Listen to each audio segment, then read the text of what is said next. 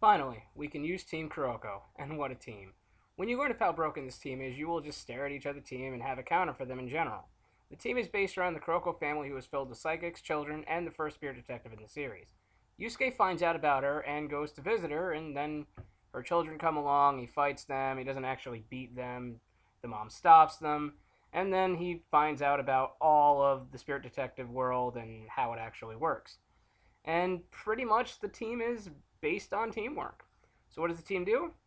Well, you could use any attack and play on your characters. So say you want to just fight with Kuroko, it's pretty much done.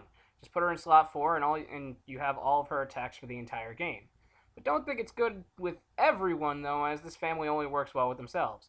Each non-Kuroko attack you have costs 1 more. So assuming Yusuke is a great idea in slot 5 because of all that power is actually a bad idea, since now it has 1 more to its attack cost.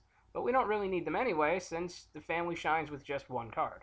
Pros, well, aside from the fact that you can attack with everything you have and you have a solid team, it's pretty decent with abilities, I guess. Cons, well, without that 1 card to allow you to just not die automatically, you kind of fall flat, so you need to hope to get it or you won't really have an easy time winning. Because even though your team is solid, it's got a few holes in it, such as a bit of an attack cost on 2 guys and a crappy 4th character. Teams it'll have an easy time against, if you draw that 1 card in the game that makes you win, you can pretty much beat everyone. And I mean everyone. Genkai, Saint Beast, everyone.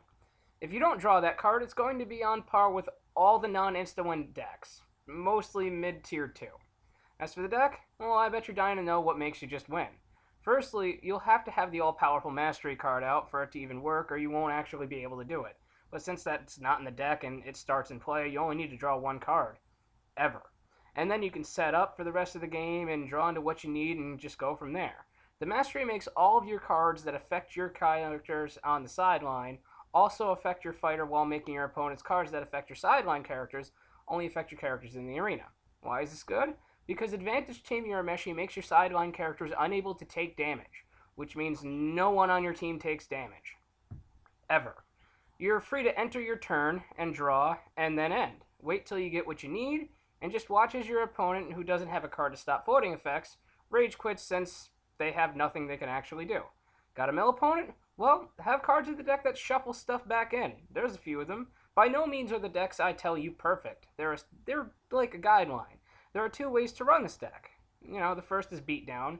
Get enough cards to spam the ability to attack twice with the sideline characters, and you already own them, so you're pretty much going to hit for 2 damage each time or stay in match 1 and just get a few cards to mill the opponent. Now, I'm not one for locking down a game forever, so I never made the mill version. Maybe someday, but you can figure it out on your own. As for the rest, well, the deck list is pretty much the video that I used to show you. Should you play it? Sure, I see no reason not to. That is, if you're a jerk and like total control, then go for it. It's perfectly fine. Honestly, aside from that, it's a perfectly fine stall deck. Just sit back and wait and do whatever. That's the whole deck.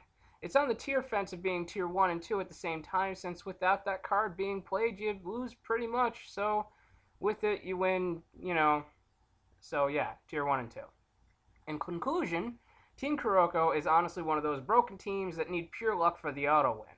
You get the card, you pretty much beat everyone. Throw in a style of your own desire, and you can beat everyone without leaving match 1. It's a broken team that allows for instant wins if you draw that 1 card and go first.